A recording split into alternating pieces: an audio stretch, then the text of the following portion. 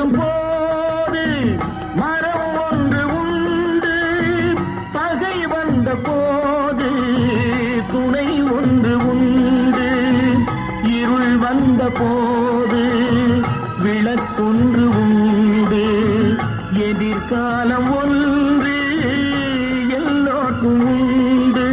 உண்மை என்பது என்றும் உள்ளது, தெய்வத்தின் மொழியாகும்.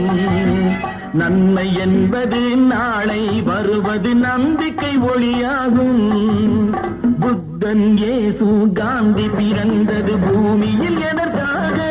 தோழா, ஏழை நமக்காக.